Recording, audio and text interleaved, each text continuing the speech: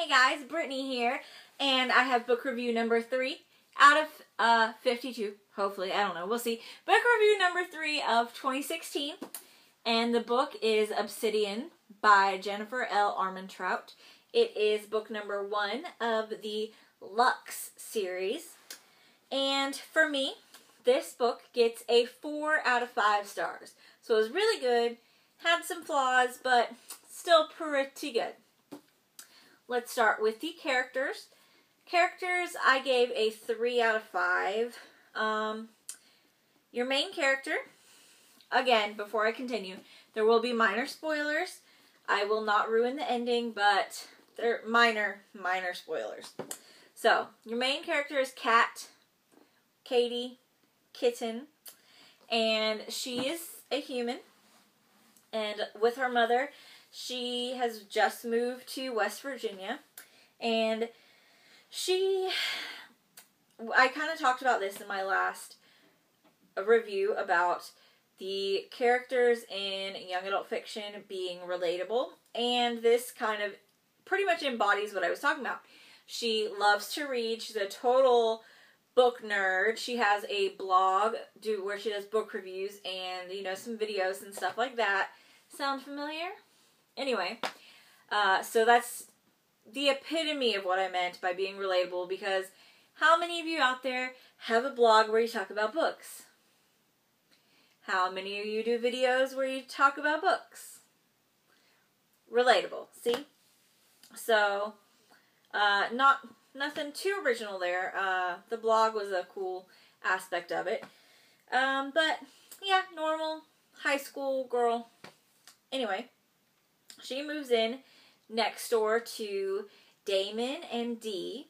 They are twins, and they are, wait for it, aliens.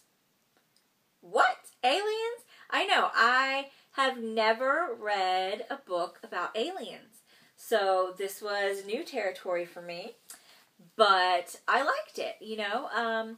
When I first read the synopsis and I was like, aliens, I don't know about that. You know, I was a little iffy, but then I was like, you know, I've never read anything with aliens, so I may as well give it a shot. And I'm glad I did. So, anyway, Damon and Dee are Luxin. They're basically just creatures of pure light, but they can, like, transform or into disguises of humans. They look just like humans when they're disguised. And then you also have your villains of the story are the Arum, which is another race of aliens, which are the embodiment of darkness, pretty much, but again, can hide in human form. Other aliens in the story as supporting characters are Ash and her brothers Andrew and Adam. They're triplets and they're Luxin. Then you have your humans. You've got Kat's mom, who I love. She was a great mom. Then you have Simon. And Simon is your typical redneck trash, I guess. Like, in a bad way. I mean it in a bad way. And when you read it, you'll understand. But, you know, coming from a small town, it's like, I know guys like this. They exist. Like, this is based on real life. And that's sad to say. But, so, you also had Lisa and Carissa.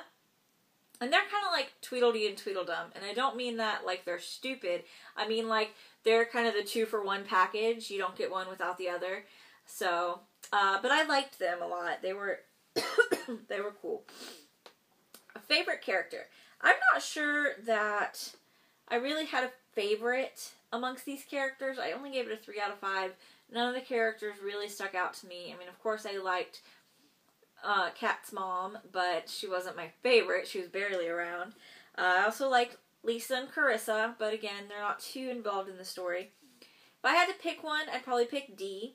She was kind and caring, and she accepted everybody, you know, human and alien alike. She really didn't care about all that, so I like that about her.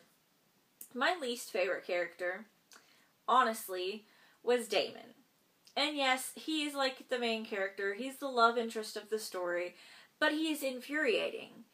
he's not one of those characters that's mean just to be flirty and like picks on the girl and has a heart of gold, blah blah blah, puts up a shell, whatever. It's not really that. I mean, there's a little bit of that, but he's just a jerk. Like, he's just mean. You know, I like characters with a little bit of snark, and I like characters who banter and pick on each other, but Damon, to me, it just felt like he really wasn't that good a person. And, you know, I know where he's coming from. There is a section at the back of the book where you see a few scenes from his point of view, but still, he was infuriating, and not in a good way. You know, he was too conceited, not in the Jace way, but in a bad way. And I did not like him. So, there's that. Moving on. As far as the story itself goes, I give that a 4 out of 5 stars. I liked it. It was a good story. Again, for me, having not read much alien fiction, I thought it was original and creative. I liked where it was coming from, except for maybe, you know, the lack of motivation behind the villains. I liked the way she wrote aliens. They were believable enough. They weren't too far out of the realm, I'm not going to say possibility, but out of the realm of what I normally read. They were encompassed in my open-mindedness when it comes to fiction. And one thing she included was there's a section of the government, there's a section within the DoD that knows about the aliens and know they exist. And I appreciate that, because if there are thousands of these Luxan aliens living on Earth, you know, somebody knows they're there. And instead of saying, oh, it's a big secret, I mean, it is a big secret, but there is a section of government that knows about them, and I appreciated that inclusion. As far as the resolution goes, everything was resolved. You know, like, you had your main problem, and it was resolved, but it was kind of like a flyby. You know, like, it came out of nowhere, and afterwards I was just like, what just happened? We didn't really tie it together after that. It was kind of just like it happened. Here you go. And I didn't know what to do with it. And I don't know if I'm making sense, but it was just like, I didn't see it coming. It came out of nowhere. I don't really feel like it was set up throughout the story. Like, a good climax is set up throughout the story. It builds up to it. This one just kind of came out of nowhere. Like bam! And so, I don't know. It was kind of weird. I'm still trying to get over it. But, whatever. It resolved everything, and it still left enough open, I guess, for another book. So, moving on to the writing style, I gave a 3 out of 5, excuse me, stars.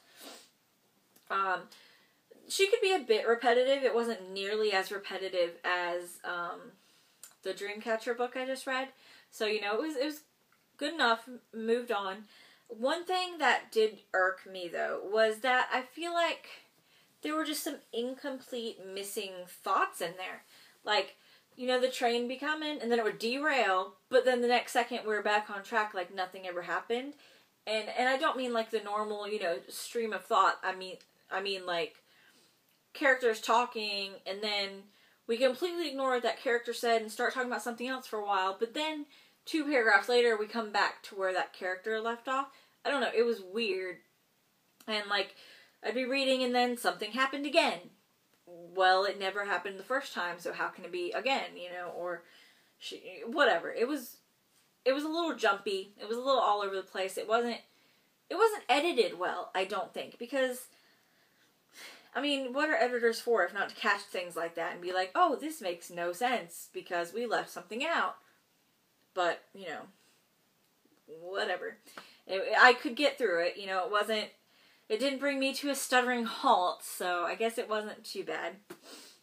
Overall, like I said, a 4 out of 5 stars. Will I continue the series? Yes.